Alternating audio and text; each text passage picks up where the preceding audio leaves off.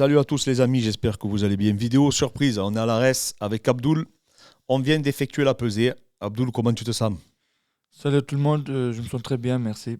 Tout d'abord les amis, pensez à vous abonner, pensez à nous mettre en commentaire s'il y a des sujets en particulier que vous voulez qu'on aborde, on le fera avec grand plaisir. Je vais essayer d'échanger avec pas mal d'entraîneurs. Je vais en profiter du coup que je suis à l'ARES pour parler avec eux de performance sportive, de l'entraînement, de la charge d'entraînement, de leur vision du coup du MMA. Mais en tout cas voilà, Abdoul il combat, vous le savez très bien. Je le coach avec Beto Ramos, son entraîneur. Ce vendredi, il sera confronté du coup à un combattant polonais qui est vraiment solide. Là, on sort de la pesée, tout s'est bien passé. Tu étais au poids, Abdoul. Oui, on était en poids, et ça s'est très bien passé le cutting et tout était nickel. Alors, Abdoul, il faut savoir qu'à la base, il combat 77. Là, il est monté à 84. Alors, on a eu un peu peur parce qu'à un moment donné, il a été malade. On vous l'a caché jusqu'à aujourd'hui, mais comme maintenant la pesée est passée, tout s'est plus ou moins bien passé.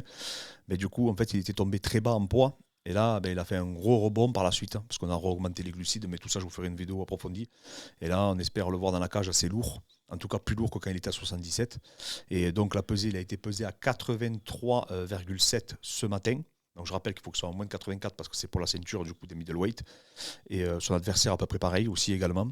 Et du coup, là, il a attaqué sa recharge. Et je vais vous l'illustrer en vidéo, en fait, comment ça fonctionne. Parce qu'en fait, il y a deux pesées. Donc, il y a pas mal de personnes qui m'ont écrit, qui m'ont dit ouais, mais comment ça se fait qu'ils se pèsent une première fois? En fait, c'est pour leur permettre de se réhydrater et du coup d'avoir un peu plus de temps en fait pour pouvoir se recharger et du coup ça limite aussi les incidents. Donc là, ça c'est la salle d'échauffement qu'on utilise souvent pour perdre le poids. Là, principalement on a utilisé que les bains chauds. Et Abdoul d'ailleurs, t'es pas resté longtemps dans le bain, hein. On n'est pas resté longtemps parce que c'était bien optimisé cette fois, tout était très bien. On n'a pas besoin de faire plus, quoi. Voilà, donc il a perdu le poids. Après, vous avez vu, il y a la fédération qui vient, donc du coup, avec le corps arbitral. Abdoul se pèse. La fédération, elle, du coup, marque le poids, contrôle les licences des entraîneurs, on fait tout l'administratif. Ensuite, Abdoul part, du coup, du côté médical. Hein, donc il va faire. Alors je ne sais pas exactement le check-in parce qu'ils n'ont pas voulu que je rentre. Ça passe quoi? Ils te font quoi en fait? Tu vérifies les trucs basiques, quoi, la tension, regarde la température, les yeux, la bouche, des trucs comme ça, simple. Il vérifie les articulations vite fait. Voilà, basique. D'accord. Parce que, en fait, ça, c'est des. Je veux vraiment vous le partager avec vous sur la chaîne parce que c'est des éléments que malheureusement on voit rarement. Et là, vous voyez tout ce qui n'est pas médiatisé, c'est-à-dire vraiment les pesées, on appelle ça les pesées fédérales, d'accord, ou des commissions athlétiques quand c'est aux États-Unis. Et ça, c'était quelque chose que je voulais vous partager. Donc, vous voyez, vous avez tous les combattants qui attendent parce qu'en fait, vous prenez le matin, c'est un ticket en fait, hein, où on a notre ordre de passage.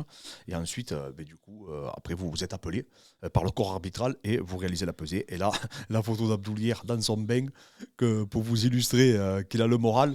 Donc, que ce soit à 77 ou à 84, bon, là, il a pas fait de régime à proprement parler, hein. Au contraire, hein, on est parti sur une phase de développement. Donc, on a augmenté les glucides, enfin, on a augmenté la charge glucidique de façon hebdomadaire, réellement. Et donc, du coup, c'était très facile. Mais même à 77, Abdoul, tu n'as pas eu de problématique contre Karl, par exemple, à perdre le poids. Oui, c'était très facile aussi. On a fait plus que pour cette cutting-là, mais pareil, vu que c'était optimisé, je me sentais bien, j'étais pas très fatigué à la fin, j'avais encore l'énergie, donc ça s'est très bien passé aussi. Comment tu abordes ce combat alors? Je l'aborde comme tous les combats, j'essaie toujours de rester calme et concentré. Moi, je suis quelqu'un, en fait, je veux pas trop réfléchir.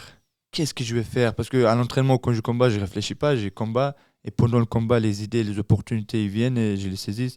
Et là, j'aimerais faire la même chose en plus sérieux, quoi. D'accord.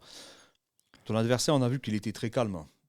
Parce que d'habitude, toujours, il te regarde un peu méchamment, les gens et tout. Là, ça t'a pas un peu fait bizarre qu'il soit très très calme, très gentil? Non, j'ai déjà vu ça avant. Il y a des adversaires, ils sont un peu méchants, ils veulent faire les méchants. Il y en a, ils sont normaux, il y en a, ils sont gentils. J'ai vu un peu de tout, donc c'est pour ça, c'est pas, on n'est pas surpris, quoi. On est habitué. Alors, je l'ai vu, il est plus grand que ce que j'imaginais. Mais par contre, il est moins massif aussi hein, qu'on imaginait également. Ouais. Euh, bon, après, tu as déjà affronté des personnes qui étaient grandes, hein. Oui, j'ai déjà rencontré des personnes qui sont plus grands en taille et en poids, plus massifs, plus costauds. Donc, en fait, on a ça qui est bien dans ma carrière. J'ai vu tout type de personnages, tout type de catégories.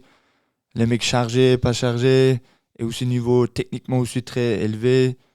On a vu un peu de tout, donc ça qui est bien. J'ai déjà goûté à tout, quoi, on va dire. Bon, après, sachez les amis, tout ça, j'y reviendrai, mais toute la préparation physique a été faite donc du coup en corrélation avec ce qu'il fait dans le spécifique. Donc tout ce qui va être travail de lutte, de grappling, de MMA. Donc on travaille vraiment en synergie avec son entraîneur Beto Ramos. Je rappelle qu'il y a un club à Nantes. Donc c'est de la rive à Nantes, c'est ça, hein? Oui, de la Rive Nantes, c'est Beto Ramos le coach. Et on a tout ce qu'il faut. On est l'une des meilleures équipes de France en jiu-jitsu brésilien et grappling. Et ça se passe bien. C'est ça l'avantage qu'il a Abdul, c'est qu'il est habitué à tourner avec des mecs qui sont très forts sur le dos. Donc des mecs qui le connaissent par cœur, des mecs qui ont des bonnes rétentions de garde et c'est ce qui fait la différence. Du coup, après, quand il amène des adversaires même qui sont forts au sol, comme il est habitué à avoir de l'adversité, ben, automatiquement, ça le met à l'aise. Il faut savoir qu'à Raphaël Aratic, là, il est 34e mondial. Toi, tu es 55e, pour les gens qui ne savent pas. 55e en welterweight, lui, 34e en middleweight. Donc, il est 20 places au-dessus de toi. Alors, ça ne veut rien dire, mais comme il a combattu dans des très grandes organisations comme la CA, qui, je rappelle, est dans le Caucase, hein, c'est une organisation tchétchène. Ouais. Ben, du coup, voilà, ça te met, pour une des premières fois de ta carrière, tu affrontes un mec qui est mieux classé que toi. Oui, c'est vrai. Il est vraiment beaucoup mieux classé. Mais après, au début de ma carrière, j'étais toujours un peu mieux classé que moi. Donc ça aussi, c'est pas trop nouveau aussi. Mais là, actuellement, oui, en ce moment, oui, récemment, c'est le mieux classé. Ouais, c'est le mieux classé. Il faut savoir qu'Abdul a quasiment combattu que pour des ceintures. Sur ses 16 combats, il a fait quasiment que des... Premier tournoi, tu fais ceinture. Ouais, troisième combat, ceinture. Et quasiment tous les combats que tu as fait des ceintures. En fait, c'est rarement que j'ai combattu sans ceinture. Et même dans ce cas-là, c'était comme main event ou main event. Donc, j'étais toujours dans la carte principale, en fait. Ouais, c'est pour ça. Alors, je ne vais pas y poser des questions à Abdul, savoir comment il se sent pour le main event. Il fait que quasiment des main events. À chaque fois, on passe à mon grand regret, parce que moi, je préférerais voir les combats après. Mais à chaque fois, du coup, Abdul est habitué à gérer ce stress, à arriver plus tard. Moi, ce que je sais qui te fatigue un peu, c'est la médiatisation, c'est les médias. Parce que tu sais que j'ai vu que tu cours partout. Comment tu le sens, toi, ça? Qu'est-ce que ça te fait, toi, de devoir courir partout, répondre à toutes les questions? C'est un peu fatigant, c'est un peu fatigant. Ça aussi, si tu gères pas, ça va te bouffer, ça, avec le stress en plus, avec les questions qui se répètent toujours. Donc, moi maintenant, je sais pas trop me concentrer sur ça, sur les questions spécifiques. Je réponds, j'essaie de juste de faire le truc, aller avec le mouvement, avec le flow, quoi. Donc, parce que si je réfléchis trop, tout ça, je fais trop attention aux questions, ce que les gens ils disent, ça va me bouffer, quoi, à l'intérieur. Après, ça va pas me faciliter pour le combat. Donc, ça me fatigue physiquement un peu, mais moralement, maintenant, je suis habitué et je sais gérer ça maintenant. Ouais, tu as senti une habitude quand même. Ouais. Au début, j'étais pas habitué, j'étais pas à l'aise. J'ai bugué un peu. Maintenant, les interviews, tout ça, même en anglais, je suis plus à l'aise. Donc voilà, parce qu'il faut savoir qu'Abdullah est extrêmement sollicité. Hein, donc là, toute l'après-midi, il va faire des interviews. C'est pour ça qu'on le fait ce matin, parce qu'il s'est pesé là, il est 11h. Donc il a fini de se recharger une première fois et on va faire plusieurs repas dans la journée en fait, pour qu'il se recharge. Et ça aussi, j'essaierai de vous faire une vidéo pour vous l'illustrer dans un avenir proche. Donc Abdul, toi, je sais, alors on va parler un peu juste de l'entraînement, ça sera le dernier sujet qu'on va aborder ensemble. Toi, je sais que tu prends beaucoup de plaisir à l'entraînement. Tu n'es pas quelqu'un du no pain, no gain. Est-ce que tu peux nous en parler de ça? Oui, moi je suis comme ça. J'ai une mentalité, il faut prendre du plaisir pour progresser, pour apprendre. Parce que souvent, dans la salle, c'est en jouant qu'on apprend. Parce que imaginons tous les deux, on ne veut pas perdre. On bloque le jeu, on ferme le jeu. Comment on va apprendre? Parce qu'on n'aura pas beaucoup d'opportunités, beaucoup de positions. Parce que si le combat est bloqué, du coup, il n'y a pas beaucoup d'opportunités, il n'y a pas beaucoup de positions. C'est pour ça, moi, j'aime bien jouer, relâcher un peu, tourner un peu librement, sans que personne ne bloque. Par exemple, des fois, on appelle ça du flow drill. Ça veut dire personne bloque, en fait. Par exemple, je prends montée, il ne se laisse pas faire, mais il laisse un peu. Après, lui aussi, il va faire une action pour sortir. Oui, Moi, je ne vais pas bloquer, je vais le laisser sortir. Comme ça ne s'arrête jamais. Il ne met pas d'intensité physique, mais il met de la technique. Voilà, la technique. Du coup, ça nous permet en peu de temps, voir beaucoup de positions, beaucoup de possibilités, des finalisations, tout.